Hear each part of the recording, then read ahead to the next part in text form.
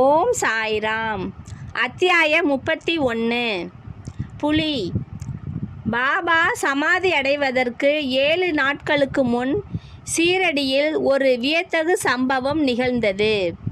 ஒரு கிராமப்புற வண்டி வந்து மசூதிக்கு முன்னால் நின்றது. தனது பயங்கர முகம் வண்டியின் பின்புறம் நோக்கி திரும்பி இருக்க, இரும்பு சங்கிலிகளால் பிணைக்கப்பட்டுள்ள ஒரு புலி வண்டியில் இருந்தது. அது ஏதோ ஒரு நோயால் அல்லது பயங்கர துன்பத்தால் அவதியுற்று கொண்டிருந்தது. அதனுடைய காவலர்களான 3 தர்வேஷிகள் அதை ஊரூராக எடுத்து சென்று காண்பிப்பதன் மூலம் பொருள் வாங்கி வந்தனர். அதுவே அவர்களின் ஜீவனோபாயமாகும். அந்த புலி அனுபவித்து கொண்டிருக்கும் வேதனைகளிலிருந்து அதை விடுவிக்க, குணமளிக்க அவர்கள் எடுத்துக்கொண்ட பலவித சிகிச்சை முறைகளும் பலனடையவில்லை. அப்போது அவர்கள் பாபாவின் புகழை கேள்வியுற்று மிருகத்துடன் அவரை பார்க்க வந்தனர். தங்கள் கைகளில் சங்கிலியுடன் அதை அவர்கள் கீழிறக்கி கதவருகில் அதை நிற்கும்படி செய்தனர். அது இயற்கையிலேயே குரூரமானது, அத்துடன் நோய்வாய்ப்பட்டது.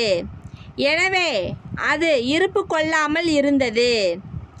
மக்கள் அதை பயத்துடனும் வியப்புடனும் பார்க்க துவங்கினர். தர்வேஷிகள் உள்ளே சென்று புலியை பற்றிய அனைத்தையும் பாபாவுக்கு கூறி அவருடைய அனுமதியுடன் அதை அவர் முன்னர் கொணர்ந்தனர். புலி படிகளை நெருங்கியதும் பாபாவின் ஒளியினால் அதிர்ச்சியுற்று தனது தலையை தாழ்த்தியது.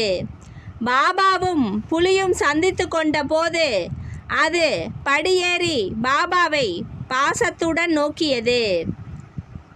தனது வாளில் உள்ள மயிர்கொத்தை ஆட்டி அதை 3 முறை தரையில் அடித்து உணர்ச்சியற்று சாய்ந்தது.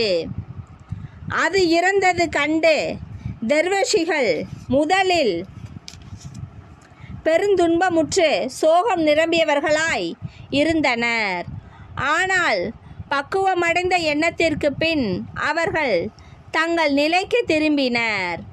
புலி வியாதியால் பீடிக்கப்பட்டிருந்ததால் அது தனது முடிவை நெருங்கி கொண்டிருந்தது என்றும், அது மிகுந்த தகமை உடையதாய் இருந்ததால் பாபாவின் பாதார விந்தங்களில் அவர் தம் முன்னிலையில் மரணத்தை சந்திக்கும் நிலை அடைந்ததென்றும் கருதினார்கள்.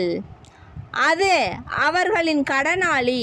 கடன் தீர்ந்ததும் விடுதலை அடைந்து தன் முடிவை சாயியின் சரண கமலங்களில் சமர்ப்பித்தது.